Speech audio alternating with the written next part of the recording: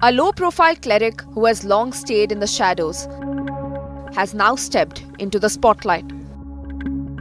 As Iran's new Supreme Leader, Mojtaba Khamenei stands at the center of power in the Islamic Republic, taking over the position held for decades by his father, Ali Khamenei. A cleric from Qom, he built his influence quietly within the office of the Supreme Leader, cultivating ties with powerful political and military figures.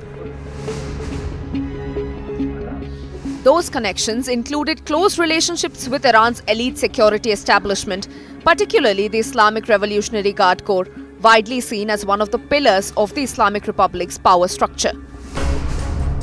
His lineage traces back to a clerical household. Mojtaba's grandfather, Sayyid Jawad Khamenei, was a respected Shia cleric. Mojtaba's father, Ali Khamenei, went on to become Iran's second Supreme Leader. Analysts say Mojtaba played an important role behind the scenes during key moments of unrest and political tension during Khamenei's tenure. His influence grew steadily as his father aged, with many insiders long viewing him as a potential successor. But Mojtaba's rise is rooted in the history of the revolutionary system that governs Iran. The Islamic Republic was born from the Iranian Revolution of 1979, when mass protests toppled the monarchy of Mohammad Reza Pahlavi and brought a government of Ayatollahs to power under Ruhollah Khomeini. Khamenei became the country's first supreme leader, shaping a system where ultimate authority rests with a senior cleric who oversees the state, the military, and the judiciary.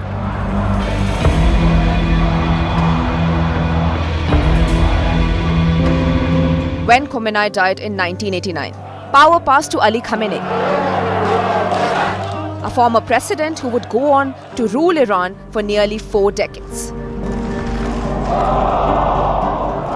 Now, with Mojtaba Khamenei assuming the role, the leadership of the Islamic Republic passes from father to son, and this echoes the very dynasty politics of the monarchy that the revolution once overthrew. His father had said, I do not want my son to take over from me, because that would become a successor from a father to a son, which is exactly what the Islamic Revolution of 1979 was all about, to end hereditary succession. So the fact that Mojtaba Khamenei is now the new Supreme Leader tells us much more about power politics in the system today. The hardliners have the upper hand. If they didn't, Mojtaba Khamenei's appointment would have been a question mark. Now it's become a certainty. The era of Ali Khamenei reshaped Iran's politics and its place in the world. Under his leadership, Iran expanded its regional influence through alliances and proxy forces across West Asia, while relations with the United States and much of the West remained deeply strained. Ali Khamenei argued that it is necessary to reject Western ideas on women's employment and gender equality, and often responded to dissent with force.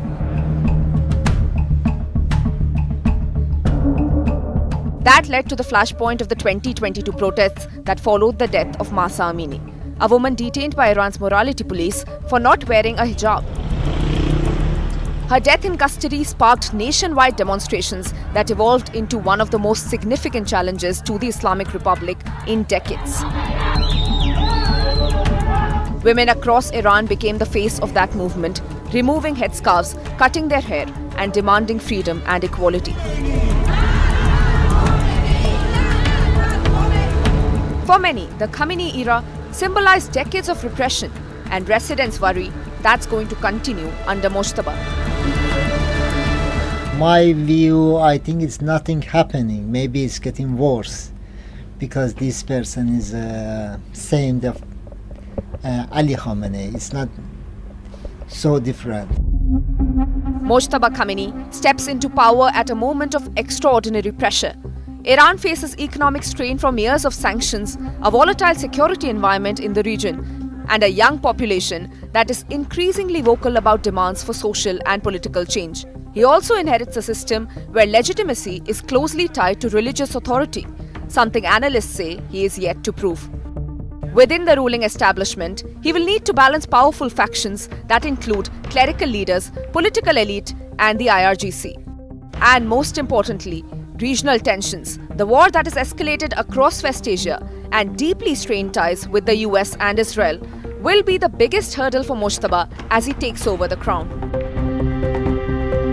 At this stage, based on evidences, all the conversations and everything that's been said from the President Trump and the Israeli government, obviously he is not very safe, and I don't think he will be safe.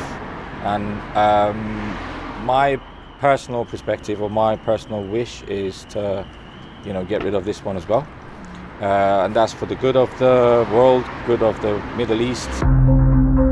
Whether Mojtaba can consolidate power, maintain stability, and respond to those demands will not only determine the future of his rule, but also the future direction of the Islamic Republic itself.